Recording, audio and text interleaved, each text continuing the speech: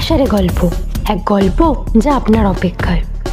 আজকে আষাঢ়ে গল্পের বিশেষ নিবেদন, কাগজের চিড়িয়াখানা। গল্পটি লিখেছে বিখ্যাত ইংরেজি সাহিত্যিক কেন লিউ। হ্যাঁ, আমাদের আজকের অডিও কন্টেন্টটি নেওয়া হয়েছে কেন লিউয়ের লেখা পেপার মেনাঞ্জরি গল্পটি থেকে। কেন লিউ জন্মগ্রহণ করেন 1976 সালে। তার লেখা স্পিকিং বোনস ও the Wall of the Storms হলো অন্যতম কিছু রোমাঞ্চকর গল্প। গল্পে মায়ের চরিত্রটি সম্পূর্ণ চাইনিজে ও অন্যান্য চরিত্রগুলি ইংলিশে লেখা হয়েছে, কিন্তু আমাদের এই অডিও কন্টেন্টে আমরা পুরোটাই বাংলাতে অনুবাদ করি। তাহলে শুরু করা যাক কেন লিউয়ের লেখা কাগজের চিড়িয়াখানা। ছোটবেলায় আমি প্রচুর কাঁদতাম। মা বাবার এত চেষ্টাতেও আমি নিজের কান্না থামাতাম না। বাবা অবশেষে হার মেনে বেডরুমে চলে গেল, কিন্তু মা আমাকে রান্নাঘরে নিয়ে এলো। রান্নাঘরে নিয়ে এসে আমাদের এই 3 জনের ছোট্ট পরিবারের মানানসই ব্রেকফাস্ট টেবিলে আমাকে বসালো, দিয়ে বলল, দেখো, এদিকে দেখো। মা ফ্রিজের ওপর র্যাপিং পেপারের পাইল থেকে একটি টেনে বার করলো। ওগুলিকে মা বছরের পর বছর জমাচ্ছে। যখন কোনো ক্রিসমাস গিফট আনর্যাপ করা হতো, তখন মা সেই র্যাপিং পেপারগুলোকে ফ্রিজের মাথায় পাইল করে রাখত। আমি কান্না থামিয়ে মা কি করছে সেটার দিকে কৌতূহলী হয়ে দেখতে লাগলাম। মা র্যাপিং পেপারটিকে ভালো করে মুড়ল। তার হাতের সেই আশ্চর্য সুন্দর কাজের দিকে আমি মুগ্ধ হয়ে দেখতে লাগলাম। কাগজটি তার কোমল হাতের মধ্যে কোথায় যেন লুকিয়ে গেল। খানিক বাদে মা সেই মোড়া কাগজটিকে তুলে তার মধ্যে হাওয়া ভরে দিল, দিয়ে আমাকে বলল, দেখো, এটা একটা বাঘ, এর নাম লাহো। মা লাউকে টেবিলের উপর ছেড়ে দিল।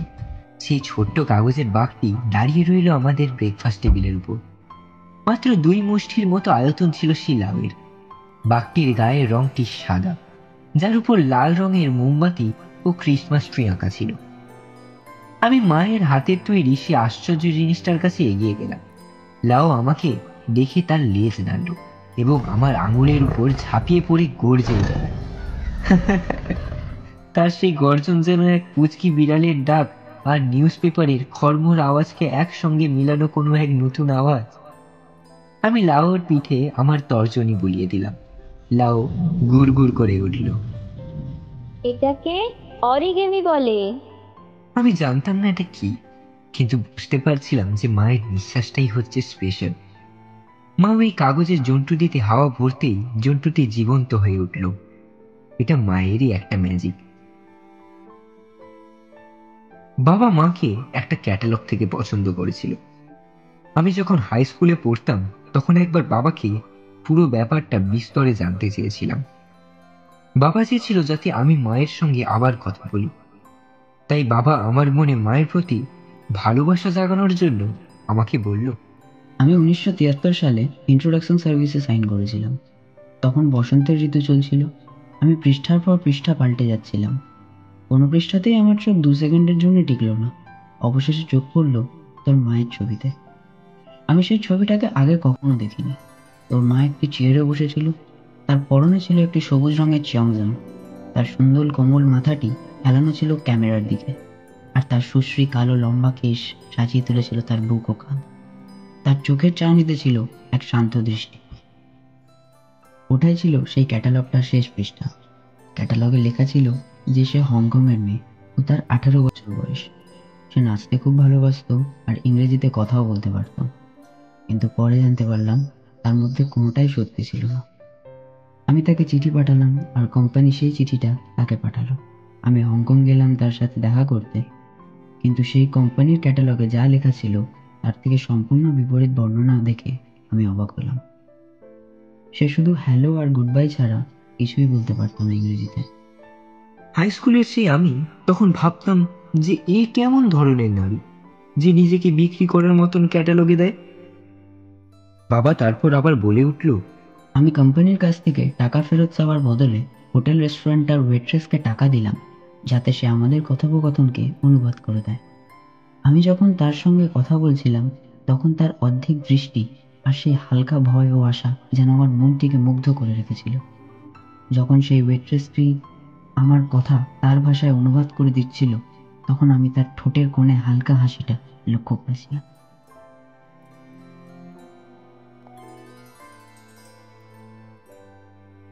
আমার অনেক পীড়াপিড়িতে মা আমাকে কাগজের একটা ছাগল, একটি হরিণ এবং একটি জলমহিষও বানিয়ে দিল।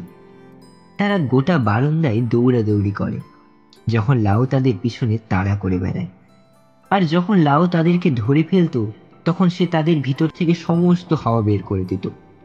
তাই আমাকে আবার তাদের মধ্যে হাওয়া ভরতে হতো যাতে তারা আরো একটু দৌড়াদৌড়ি করতে পারে। মাঝে মাঝে সেই জন্তুগুলো খুব বিপদে পড়তো। সে একবার মনে আছে যখন জলমহিষটি আমাদের ডাইনিং টেবিলে রাখা বাটি ভর্তি সোয়া সসে পড়ে গেছিল। সে আসলে সত্যিকারের একটা জলমহিষ হতে চেয়েছিল। আমি তাকে তৎক্ষণাৎ সেই পাত্র থেকে তুললাম, কিন্তু ততক্ষণে সেই কালো তরল তার পায়ের শিরা উপশিরায় পৌঁছে গেছিল। সেই সস তার পাকে পুরোপুরি জর্জরিত করে তুলেছিল। আমি তাকে নিয়ে গিয়ে টেবিলে সূর্যের রোদে শুকোতে দিলাম, কিন্তু তার পায়ে পুরোপুরি কুকড়ে অকেজো হয়ে গেছিল। আমি মায়ের কাছে গেলাম, মা তাকে আবার সারিয়ে তুলল। একদিন আমি আর লাউ যখন আমাদের ঘরের পেছনের বাগানে খেলছিলাম, তখন লাউ একটা চড়াই পাখির উপর ঝাঁপিয়ে পড়ে, কিন্তু সেই চড়াই পাখিটি উল্টে তার কানটি ছিঁড়ে দেয়। লাউ ফিস ফিস করে খুব কাঁদছিল। আমি তাকে মায়ের কাছে নিয়ে গেলাম, আর আমি আর মা দুজনে মিলে তার কানে টেপ লাগিয়ে দিলাম। সেই তবে থেকে সে একটু পাখিদের থেকে এড়িয়েই থাকতো। একবার টিভিতে হাঙর মাছের সম্পর্কে একটা ডকুমেন্টারি দেখছিলাম, তখন আমি মাকে আমার জন্য একটা বানিয়ে দিতে বললাম। মা বানিয়েও দিল। হাঙর মাছটা খুব দুঃখে ডাইনিং টেবিলটার উপর ছটপট করছিল, তাই আমি তাকে আমাদের সিঙ্কে জল ভরে ছেড়ে দিলাম। মাছটি এবার খুব আনন্দে সেই জল ভরা সিঙ্কটাতে সাঁতার কাটতে লাগলো, কিন্তু খানিক বাদে সে মাছটি সিক্ত স্বচ্ছ একটি কাগজের টুকরো হয়ে জলের তলায় পড়ে রইল। লাউ তার থাবা দিয়ে আঁকড়ে ধরে সিঙ্কটার কিনারায় গিয়ে তার মাথা ঝুঁকিয়ে খুব মৃদু স্বরে কাঁদতে লাগলো। আমার নিজেকে তখন খুব দোষী মনে হলো। মা আমাকে আবার একটা হাঙর মাছ বানিয়ে দেয়, কিন্তু এবারেরটা টিন ফয়েলের ছিল। সে সুখে জীবনযাপন করত আমাদের বড় গোল্ডফিশ বাউলটিতে, আর সর্বদাই সেই গোল্ডফিশটিকে তাড়া করে বেড়াতো।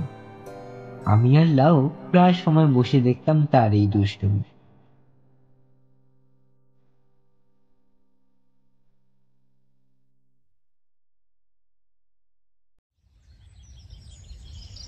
আমার যখন 10 বছর বয়স হয়, তখন আমরা শহরের মধ্যে একটা নতুন বাড়িতে শিফট করি। আমাদের পাশের বাড়ির দুজন ভদ্র মহিলা আমাদেরকে স্বাগতম জানাতে এলো। বাবা তাদেরকে শরবত পরিবেশন করলো এবং বলল, আরে আপনারা লজ্জা পাচ্ছেন কেন? এটাকে আপনাদেরই ঘর ভাবুন। এ বাবা, আপনার তো গ্লাসটা একদম ফাঁকা, দাঁড়ান আমি একটু শরবত দিই। আপনারা কিছু মনে করবেন না, আসলে আমার ওয়াইফ অতটা ভালো ইংলিশ জানে না, তাই এটা ভুল ভাববেন না যে ও আপনাদের উপর অভিমান করে আছে।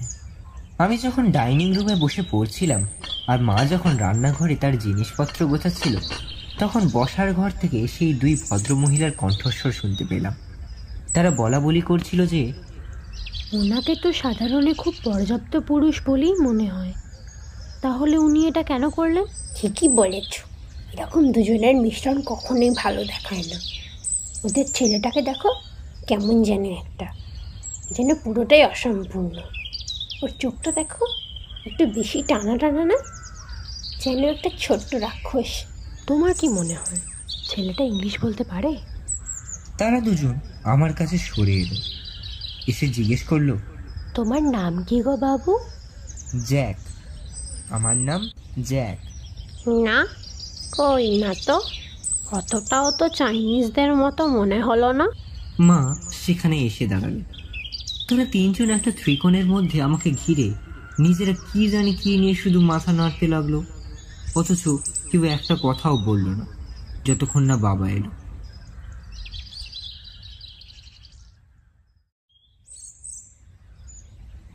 মার্ক আমাদের পাড়ার একটা ছেলে।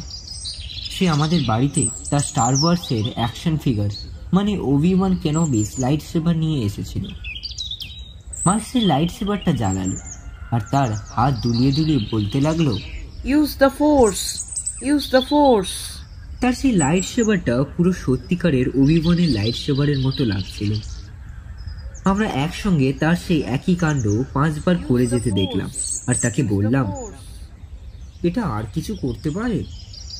Look at the details. এই জিনিসটার পুরো কারুকার্যটা শুধু তুই লক্ষ্য কর। মার্ক বিরক্ত হয়ে বলল, আচ্ছা, তুই তোর খেলনাগুলো দেখা তো। আমার কাছে কোনো খেলনাই ছিল না, শুধুমাত্র আমার সেই কাগজের চিড়িয়াখানা ছাড়া। আমি লাউকে নিয়ে এলাম আমার বেডরুমে। লাউয়ের সারা গায়ে এখন ছেঁড়া, টেপ করা ও গ্লুয়ের দাগ ছিল, যা সাক্ষী ছিল আমার আর আমার মায়ের এত বছরের মেরামতের ফল। বাকি জন্তুগুলো তার পিছন পিছন এসে বসার ঘর থেকে আমাদেরকে উঁকি মেরে দেখছিল। শিয়াও লাও, সরি, শুধু ইংলিশ। এটা একটা বাঘ। লাও সঙ্গে সঙ্গে উঠে মার্কের কাছে গিয়ে তার হাতটা শুকতে লাগলো। মার্ক তাকে ভালো করে তার গায়ের সেই ক্রিসমাস প্যাটার্নটিকে নিরীক্ষণ করে বলল, এটা মোটেও একটা বাঘের মতন দেখতে নয়। তোর মা তোকে আবর্জনা থেকে খেলনা বানিয়ে দেয়। আমি লাউকে কখনোই একটা আবর্জনা হিসেবে ভাবিনি, কিন্তু সত্যিই তো, এটা তো শুধুই একটা কাগজের টুকরো।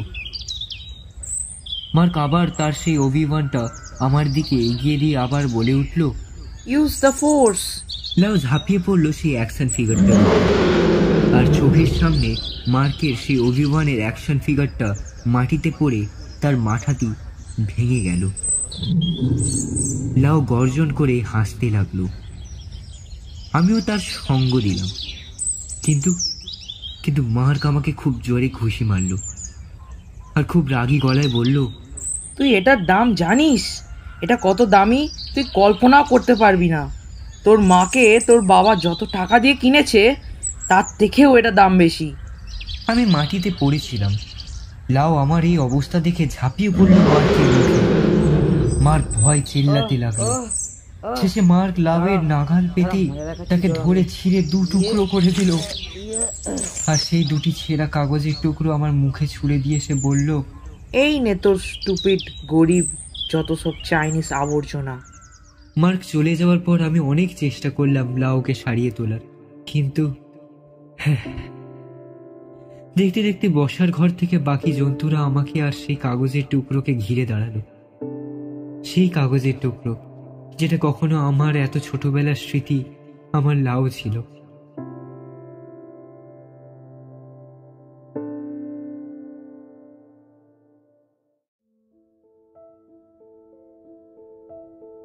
মার্কের সঙ্গে আমার শত্রুতা সেখানেই শেষ হয়নি। মার্ক স্কুলের সবার খুব জনপ্রিয় ছিল।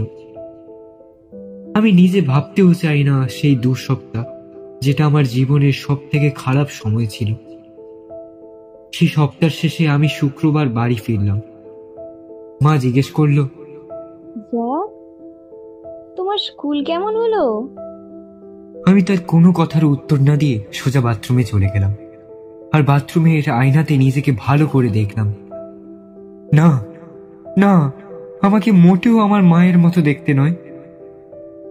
আমি রাতে খাওয়ার সময় বাবাকে জিজ্ঞেস করলাম, বাবা, আমাকে কি চিংকের মতো দেখতে? আমি বাবাকে স্কুলে যা ঘটেছিল তা বলিনি, কিন্তু তাও যেন বাবা কিছুটা বুঝতে পেরে আমাকে সান্ত্বনা দেওয়ার জন্য বলল যে আমি চিংকের মতো দেখতে নই। মা বাবার দিকে তাকালো। কিছু না বুঝতে পেরে মা বাবাকে জিজ্ঞেস করলো, চিংকের মানে কি? আমি চিল্লিয়ে বললাম, ইংলিশ, শুধু ইংলিশ বলো তুমি। মা তাও চেষ্টা করলো। কি হয়েছে? আমি আমার চপস্টিকের বাউলটা ঠেলে সরিয়ে দিলাম, দিয়ে বললাম, আমাদের তো আমেরিকান খাবার খাওয়া উচিত, আমরা এসব কেন খাচ্ছি বাবা? বাবা বলল, অনেক পরিবারই তো মাঝে মাঝে চাইনিজ বানিয়ে খায়। কিন্তু আমরা তো অন্য পরিবার নই। তাছাড়া অন্য পরিবারগুলোর মা তো আর আমার মায়ের মতো নয় যে নিজেই আমেরিকান নয়। বাবা মায়ের দিকে তাকিয়ে তার কাঁধে হাত রাখলো আর মাকে বলল, আমি তোমাকে একটা রান্নার বই এনে দেবো। কি হয়েছে? খাবারের স্বাদ ভালো হয়নি? আমি রাগে আমার ভুরু কুঁচকে বললাম, শুধুই ইংলিশ বলো তুমি। একবার বললে বুঝতে পারো না আমার কথা? শুধু ইংলিশ বলো। মা আমার কাছে এগিয়ে এসে আমার কপালে হাত রেখে আমার শরীর ঠিক আছে কিনা দেখতে চাইল। তোর কি জ্বর হয়েছে? আমি তার হাত সরিয়ে দিলাম, দিয়ে বললাম, না, আমি একদম ঠিক আছি, তুমি শুধু ইংলিশ বলো। তুমি ওর সাথে ইংরেজিতে কথা বলো। আমি জানতাম এটা একদিন হওয়ারই ছিল, এছাড়া আর কি বা আশা করব। মা বসে পড়ল এবং একবার আমার দিকে আর একবার বাবার দিকে তাকিয়ে তাকিয়ে পুরো ব্যাপারটা বোঝার চেষ্টা করলো। শুধু বোঝার নয়, মা একটু একটু নিজে ইংরেজি বলার চেষ্টাও করলো। তোমাকে পারতেই হবে, পারতে হবে তোমাকে। জ্যাকের সঙ্গে যাতে তুমি খুব সহজে মানিয়ে চলতে পারো, তার জন্য তোমাকে পারতেই হবে। মা অনেকক্ষণ পর নিজে কিছু বলতে আরম্ভ করলো। যদি আমি লাভ বলি, তাহলে আমি এই যে আমার এই ঠোঁটে অনুভব করি। কিন্তু যদি আমি এই বলি, তাহলে আমি আমার এই হৃদয়ে অনুভব করি। কিন্তু তুমি আমেরিকাতে আছো, সেটা তো বোঝো। মা আর কিছু বলল না, নিজের মাথা নিচু করে বসে রইল। তাকে দেখে আমার সেই জলমহিষটার কথা মনে পড়ে গেল, যখন লাউ তাকে ধরে তার সমস্ত হাওয়া বার করে দিত। সবকিছুকে অগ্রাহ্য করে আমি বাবাকে বললাম, বাবা, আমার এবার সত্যিকারের খেলনা চাই। বাবা আমাকে স্টার ওয়ার্সের অ্যাকশন ফিগারের একটা ফুল সেট কিনে দিল। তার মধ্যে থেকে আমি ওবি-ওয়ান কেনোবিটা মার্ককে দিয়ে দিলাম। আমি আমার কাগজের চিড়িয়াখানাটিকে একটা জুতো বাক্সে গুছিয়ে খাটের তলায় রেখে দিলাম। সকালে উঠে দেখি সেই সব কাগজের জন্তুগুলো সেই জুতো বাক্স থেকে বেরিয়ে যে যার নিজেদের প্রিয় জায়গায় গিয়ে দাঁড়িয়েছে। আমি সঙ্গে সঙ্গে তাদের সবাইকে ধরে আবার সেই জুতো বাক্সে ভরে এবার টেপ দিয়ে সেই বাক্সের মুখটা আটকে দিলাম। কিন্তু সেই বাক্সের ভিতর থেকে তারা এত চেল্লাচ্ছিল যে বাধ্য হয়ে আমি তাদেরকে চিলে কোঠায় রেখে এলাম, যত পারি আমার রুমের থেকে দূরে। এরপর থেকে মা যখনই আমার সঙ্গে চাইনিজে কথা বলতো, তখন আমি আর তাকে কোনো উত্তর দিতাম না। কিছুদিন পর তো মা শুধু ইংলিশেই কথা বলার চেষ্টা করত, কিন্তু মায়ের উচ্চারণ ভেঙে ভেঙে হতো, যেটা আমাকে খুব লজ্জা দিত। আস্তে আস্তে মা আমার সঙ্গে কথা বলা বন্ধ করে দিল। মা সবকিছু ইশারায় বোঝাতে লাগলো। মা আমাকে জড়িয়ে ধরার চেষ্টা করত, যেমনটা আমেরিকান টিভি শোতে দেখাতো। তার আবভাব অতিরঞ্জিত হাস্যকর দেখাতো। আমি তাতে খুব বিরক্তি বোধ করতাম বলে মা আস্তে আস্তে সেটাও করা বন্ধ করে দিল। বাবা আমাকে বকতো যে আমার এরূপ আচরণ মায়ের প্রতি দেখানো উচিত নয়, কিন্তু বাবাও হয়তো মনের ভিতরে বুঝতে পারছিল তার ভুলটা, যে সে কেন একটা চাইনিজ গ্রাম্য মেয়েকে বিয়ে করেছে। মা আমেরিকান পদ্ধতিতে রান্না করা শিখত। যখন আমি ভিডিও গেম খেলতাম বা ফ্রেঞ্চ পড়তাম, খুব রেয়াদ আমার মায়ের সঙ্গে দেখা হতো, যখন মা রান্নাঘরে বসে বসে সেই র্যাপিং পেপার দিয়ে কি জানি কি সব বানাতো। কিন্তু পরে দেখতে পেতাম যে একটা নতুন কাগজের জন্তু দাঁড়িয়ে থাকতো আমাদের ডাইনিং টেবিলে এবং আমাকে জড়িয়ে ধরতে এগিয়ে আসতো। আমি সঙ্গে সঙ্গে সেই জন্তুকে মুড়ে তার মধ্যেকার সমস্ত হাওয়া বের করে দিতাম আর রেখে দিতাম সেই চিলেকোঠার বাক্সতে।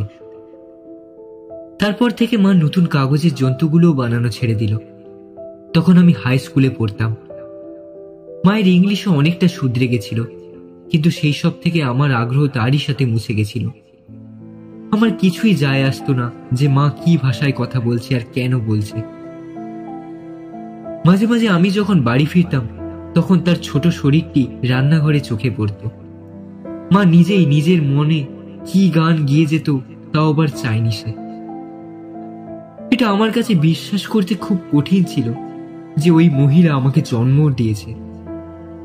আমাদের মধ্যে তো কিছুই মেল খায় না। আমি আর সময় নষ্ট না করে তাড়াতাড়ি আমার রুমে চলে যেতাম, যেখানে আমি আমার নিজের আমেরিকান পদ্ধতির কাজকর্ম নিয়ে সুখী ছিলাম।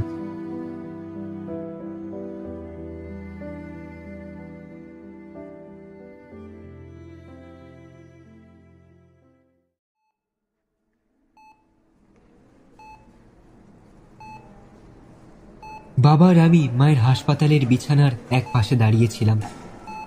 মায়ের বয়স 40ও হয়নি, কিন্তু তাকে দেখে অনেক বয়স্ক মনে হচ্ছিল। কিছু বছর ধরেই মা ডক্টর দেখাতে চাইতো না। তাকে যখন জিজ্ঞেস করা হতো যে তার মধ্যে কি কষ্ট চলছে, তখন সে পুরো জিনিসটাকে অগ্রাহ্য করে এড়িয়ে যেত। কিন্তু শেষমেশ অ্যাম্বুলেন্স এসে তাকে নিয়ে গেল। ক্যান্সার হয়েছিল। সেটা তার সারা শরীরে এতটাই ছড়িয়ে গেছিল যে সার্জারি করেও কোনো লাভই হতো না। আমার মন তখনও হাসপাতালে সেই রুমের মধ্যে ছিল না। আমার মাথায় তখন ক্যাম্পাস রিক্রুটিং সিজনের কথা ঘোরাফেরা করছিল, যে কি করে আমি আমার ইন্টারভিউটা ক্লিয়ার করব, কি করে সেই কর্পোরেট নিয়োগাধিকারীদেরকে গুছিয়ে মিথ্যে কথা বলে আমার চাকরিটা পাকা করতে পারবো। আমি বুঝতে পারছিলাম যে এইসব ভাবার এটা ঠিক সময় নয়, যখন আমার নিজের মাই মৃত্যু শয্যায়। কিন্তু আমি কি করে আমার চিন্তা ভাবনা পাল্টাবো? বাবা মায়ের বাঁ হাতটা ধরেছিল। মায়ের প্রতি বাবার যে সত্যি যে এতটা টান, সেটা দেখে আমি অবাক হলাম। তাহলে আমি ভুল জানতাম। বাবা মাকে সত্যি খুব ভালোবাসে। হ্যাঁ। মা বাবার দিকে তাকিয়ে বলল,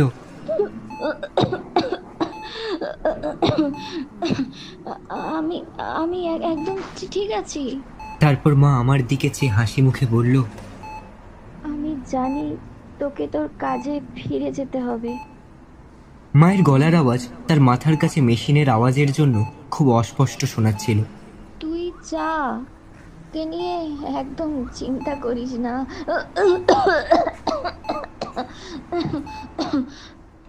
এটা এমন কিছু বড় ব্যাপার নয়, তুই ভালো করে তোর কাজ করিস। আমি তখনও আমার ফ্লাইটের কথা চিন্তা করে যাচ্ছিলাম। হঠাৎ দেখি মা বাবাকে আস্তে করে কানে কি বলতে বাবা মাথা নেড়ে বেরিয়ে গেল। তারপর কাস্তে কাস্তে মা আমাকে বলল,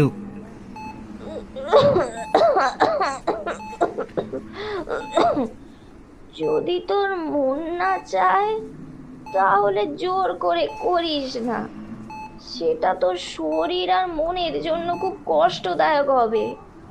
তুই তোর কাজে মনোযোগ দে। শুধু ওই বাক্সটা যেটা তুই চিলেকোঠায় রেখেছিস, সেটা প্রত্যেক বছর উইংমিংয়ে বার করিস, আর আমার কথা ভাবিস। আমি সব সময় তোর কাছে থাকবো।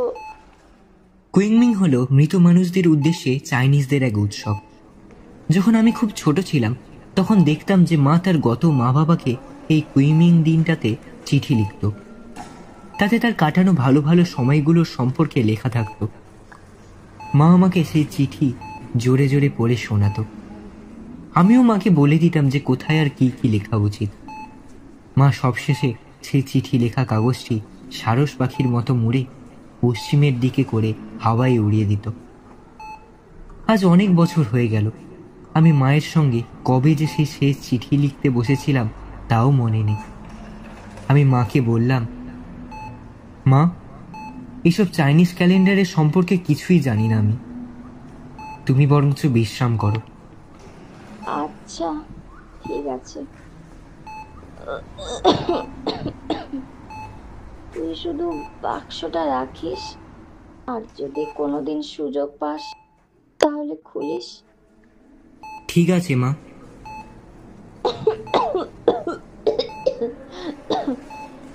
আর হ্যাঁ, আমি তোকে খুব ভালোবাসি রে।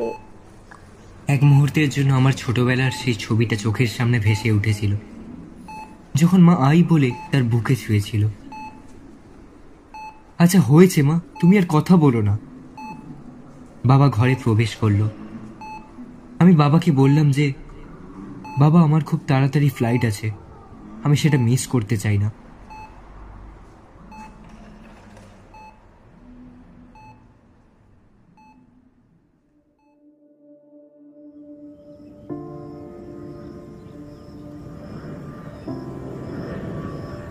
মা মারা গেল যখন আমার ফ্লাইট নেভেদার কোনো এক অঞ্চলের উপর দিয়ে উড়ে চলেছিল।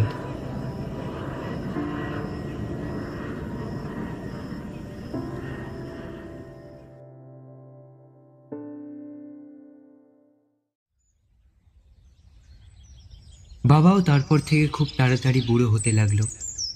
সেই বাড়িটি এখন আমাদের জন্য খুব বড় মনে হলো, তাই আমরা সেখান থেকে একটা অন্য জায়গায় শিফট করলাম। সবকিছু গোছানোর সময় আমাদের চিলেকোঠায় রাখা জুতো বাক্সটি আমার চোখে পড়ল।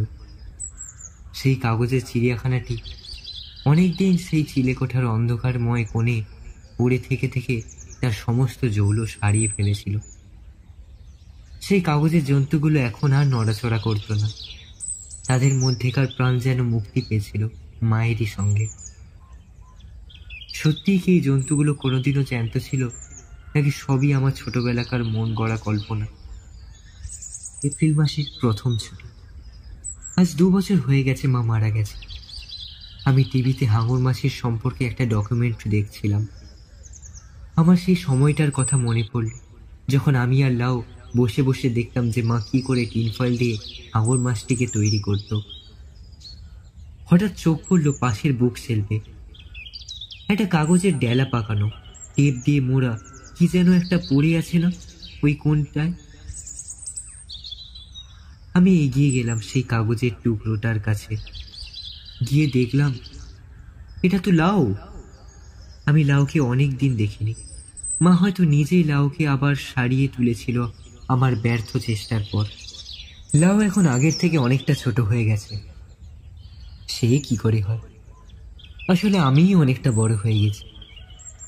আমি মাটিতে বসে লাউর দিকে আমার আঙুলটি বাড়িয়ে দিলাম। লাউ উৎসাহে ঝাঁপিয়ে পড়ল আমার কোলে এবং নিজেকে খুলতে লাগলো। দেখলাম কোলের মধ্যে একটি ভাঁজ করা কাগজের টুকরো, যার মধ্যে চাইনিজ অক্ষরে অনেক কিছু লেখা ছিল। আমি কোনোদিনও চাইনিজ শিখিনি, কিন্তু তার মধ্যে কিছু শব্দ বুঝতে পারছিলাম, যেমন জ্যাক। আমি বুঝতে পারছিলাম যে এটা আমার মায়ের হাতের লেখা। আমি তৎক্ষণাৎ কম্পিউটারে গিয়ে ইন্টারনেট থেকে যাচাই করলাম। আজ তো কুইংমিং। আমি চিঠিটা আমার সঙ্গে নিয়ে গেলাম শহরের কেন্দ্রস্থলে, যেখানে চাইনিজ ভ্রমণকারীদের বাসগুলো দাঁড়ায়। আমি সমস্ত ভ্রমণকারীদেরকে দাঁড় করিয়ে জিজ্ঞেস করলাম, আপনি কি চাইনিজ পড়তে পারেন? এক্সকিউজ মি, আপনি কি চাইনিজ পড়তে পারেন? আমি অনেকদিন চাইনিজ বলিনি, তাই বুঝতে পারছিলাম না যে আমার কথা ওরা কেউ বুঝতে পারছে কিনা। অবশেষে একজন ভদ্রমহিলা রাজি হলো আমাকে সাহায্য করতে। আমরা একটা ফাঁকা বেঞ্চ দেখে বসলাম। যে ভাষাটিকে আমি এতবার ভুলে যেতে চেয়েছিলাম, আর সেই ভাষাই আমার মন প্রাণ সবকিছুকে ভাসিয়ে তুলেছিল, জাপটে ধরে রেখেছিল আমার হৃদয়কে।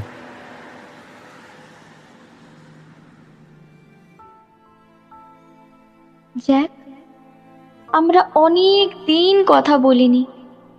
তুই আমার উপর এতটাই রেগেছিলি যে তোকে ছুঁতেও আমার ভয় করত। আমি ভাবিনি এই সামান্য কষ্টটা এতটা বেদনাদায়ক হয়ে উঠবে। তাই আমি সিদ্ধান্ত নিই যে তোকে এই চিঠি লিখব, তোর সব থেকে প্রিয় এই কাগজের জন্তুটিতে। এই জন্তুগুলো নড়াচড়া করা বন্ধ করে দেবে যখন আমার নিঃশ্বাসও বন্ধ হয়ে যাবে। কিন্তু আমি যদি সত্যিই তোকে এটা মন থেকে লিখি, তাহলে আমার একটু হলেও কিছু স্মৃতি এই শব্দতে থেকে যাবে। যদি তুই আমাকে কুইনমিং এর দিনটাতে আমাকে একবার মনে করিস, আর আমি যদি এইসব শব্দ আমার হৃদয় থেকে লিখি, তাহলে এক মুহূর্তের জন্য হলেও সব জন্তু আবার খেলবে দেখিস তোর সাথে। কারণ আমি এতে আমার মন থেকে লিখেছি, তাই চাইনিজের লেখাটাই আমার প্রয়োজন ছিল। আমি কোনোদিনও তোকে আমার নিজের জীবনের গল্প শোনাইনি। তুই যখন ছোট ছিলি তখন ভাবতাম যে তুই বড় হলে তোকে বলবো, কিন্তু এই সুযোগ আমার কাছে আর এলো না। আমি 1997 সালে জন্মগ্রহণ করি তিগুলো নামের এক ভিলেজে, হেবেই প্রভিন্সে। ওর দাদু দিদা দুজনেই খুব গরিব পরিবারের ছিল। আমার জন্মের কিছু বছর পরেই চায়নাতে মহা দুর্ভিক্ষ এলো, যাতে 30 লক্ষের থেকেও বেশি মানুষ মারা যায়। আমার প্রথম জীবনের স্মৃতির মধ্যে আমার শুধু মনে আছে সেই দিনগুলোর কথা, যখন আমার মা ধুলো খেয়ে নিজের পেট ভরাতো যাতে আমি খেতে পারি। পরের দিকে সব ঠিক হলো। সেগুলো জনপ্রিয় ছিল তার যেই পেপার ক্রাফটের জন্য। আমার মা আমাকে শিখিয়েছিল যে কি করে কাগজের জন্তু বানানো যায় আর তাতে কি করে প্রাণ সঞ্চার করা যায়। আমাদের গ্রামের জীবনে সেইগুলোই সত্যিকারের জাদু ছিল। 1966 সালে যখন কালচারাল রেভলিউশন এলো, তখন প্রতিবেশী প্রতিবেশীর বিরুদ্ধে, ভাই ভাইয়ের বিরুদ্ধে, সবাই সবার প্রতিবন্ধী হয়ে উঠেছিল। সেই সময় কেউ আমাদেরকে বলেছিল যে আমার মায়ের ভাইয়ের, অর্থাৎ আমার মামা 1966 সালে হংকংয়ের উদ্দেশ্যে গেছিল আর সেখানে গিয়ে খুব বড় একজন ব্যবসায়ী হয়ে দাঁড়ায়। সেই সময় হংকংয়ে কোনো আত্মীয় থাকা মানে সবাই আমাদেরকে শত্রুর চোখে দেখত। তারপর থেকে আমাদের যেন সেই সমাজের সব কিছুর সঙ্গে লড়াই করে যেতে হতো। তোর দিদা সেই সব সহ্য করতে না পেরে নিজেকে নিজে শেষ করে ফেলে। আর কিছু বন্দুকধারী ছেলেরা দাদুকে টেনে নিয়ে যায় জঙ্গলের মধ্যে। সে আর কোনোদিনও ফেরেনি। সেখানে একটা 10 বছর বয়সের অনাথ আশ্রম ছিল। তখন আমার এই পৃথিবীতে একমাত্র আত্মীয় যে ছিল সে হচ্ছে আমার মামা। এক রাতে আমি পালিয়ে একটা মাল গাড়িতে উঠে পড়ি। ট্রেনটি দক্ষিণের দিকে যাচ্ছিল। কিছুদিন পর কয়েকজন লোক আমাকে ধরে ফেলে যখন আমি একটা চাষের ক্ষেত থেকে খাবার চুরি করেছিলাম। আমি তাদেরকে যখন বলি যে আমি হংকং এর দিকে যাচ্ছি, তখন তারা হেসে আমাকে বলল যে আমি নাকি খুব ভাগ্যবতী, তারাও নাকি হংকংয়েই যাচ্ছে মেয়ে স্মাগল করতে। তারা আমাকে তাদের ট্রাকের এক কোণে লুকিয়ে বসিয়ে দিল।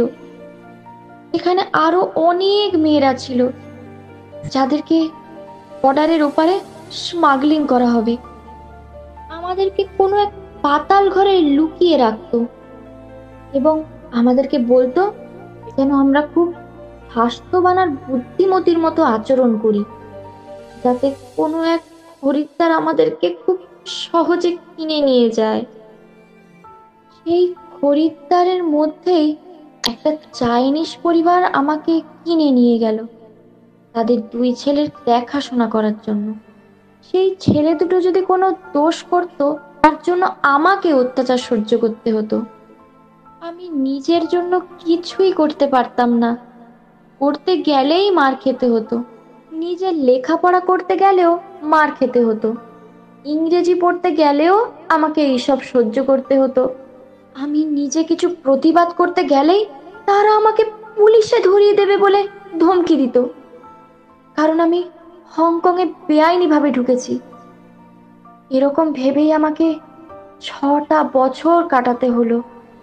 একদিন এক মাছওয়ালি বুড়ি ঠাকুমা সুযোগ বুঝে আমাকে একটা আড়ালে নিয়ে এসে আমার বয়স জিজ্ঞাসা করলো। আমি তাকে আমার বয়স 16 বছর বললাম। সে আমাকে সেই নরক থেকে উদ্ধার করলো আর আমাকে বলল যে সে একজন আমেরিকান লোককে চেনে যে এশিয়ান স্ত্রী খুঁজছিল, যে ভালো রান্না বান্না, ঘর পরিষ্কার, নিজের স্বামীর খেয়াল রাখা ও যাবতীয় কাজ করতে পারে। আমার মধ্যে একটা আশা জেগে উঠল। এই ভেবেই আমি সেই ক্যাটালগে এলাম যেখান থেকে তোর বাবা আমাকে পছন্দ করে। তারপর তুই জন্ম হলি। আমি খুব খুশি হতাম যখন তোর মুখে আমার মা, বাবা ও নিজের ছাপ খুঁজে পেতাম। আমি আমার জীবনে সবাইকে হারিয়েছি, কিন্তু তোকে যখন পেলাম তখন নতুন করে আমি সবাইকে ফিরে পেলাম। আর এটা আমার বাস্তব ছিল। এখন আমার কাছে কেউ তো অন্তত ছিল যার সঙ্গে আমি কথা বলতাম, আমার নিজের ভাষা শেখাতাম। তুই যখন তোর প্রথম শব্দটা আমায় বললি, সেটা শুনে আমার মনে হলো যে আমি আমার মাকে ফিরে পেয়েছি। আমি যখন তোর জন্য ছোটবেলায় কাগজের জন্তু বানিয়ে দিতাম, তখন তুই সেগুলিকে দেখে আনন্দ পেলে আমি বড় খুশি হতাম। আস্তে আস্তে তুই বড় হলি। এখন তোর মাধ্যম দিয়ে আমি আর তোর বাবা কথা বলতেও পারতাম। আমি অবশেষে নিজের একটা বাড়ি পেলাম, নিজের একটা পরিবার পেলাম। আমি আনন্দ পেতাম যে আমার সত্যি আমার সুখের দিন শুরু হলো। আমি চাইতাম যে আমার মা বাবাও এই সময় আমার পাশে থাকুক, যাতে এই খুশির দিনে আমি আর কিছু নাই হোক, অন্তত নিজে হাতে খাওয়াতাম। একটা সন্তানের কাছে বড় হয়ে মা বাবার যত্ন নেওয়ার চেয়ে বড় স্বপ্ন আর কি বা হতে পারে। কিন্তু আমি আমার মা বাবাকে পাইনি। জ্যাক, আমি জানি তুই তোর ওই চাইনিজ চোখগুলোকে পছন্দ করিস না। এই চোখগুলো আমার চোখ। আমি জানি যে তুই তোর ওই চাইনিজ চুলগুলোও পছন্দ করিস না, যেটা আমার চুল। কিন্তু তুই কি জানিস যে তোর উপস্থিতি আমার জীবনে কতটা গুরুত্বপূর্ণ হয়ে উঠেছিল? তুই জানিস যে তুই যখন আমার সঙ্গে কথা বলছিলি না, আমাকে তোর সঙ্গে চাইনিজে কথা বলতে দিচ্ছিলি না, তখন আমার কতটা কষ্ট হয়েছিল। আমার মনে হচ্ছিল যে আমি আবার সবকিছুকে হারিয়ে ফেলছি। কেন তুই আমার সঙ্গে কথা বলছিলি না জ্যাক? আমি তো তোর মা, বল।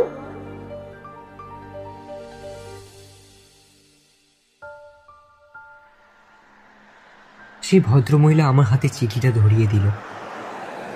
আমার তার দিকে তাকানোর মতনও সাহস ছিল না। আমি তার দিকে না তাকিয়ে তাকে বললাম যে আই শব্দটা কেমন লেখে। তারপর সে চিঠির পেছনে আমি বারবার আই লিখতে লাগলাম। আমার হাতের পেন কেঁপে উঠছিল আমার হৃদস্পন্দনকে পাল্লা দিয়ে। ভদ্রমহিলাটা চলে গেল, ফেলে রেখে গেল আমাকে আর আমার মাকে। সেই ভাঁজগুলোকে অনুসরণ করে আমি চিঠিটা আবার লাউর আকৃতিতে মুড়ে দিলাম। তাকে আমি আমার হাতের তালুতে বসালাম। সে মৃদু গর্জন করল, আর আমরা বাড়ির উদ্দেশ্যে রওনা দিলাম।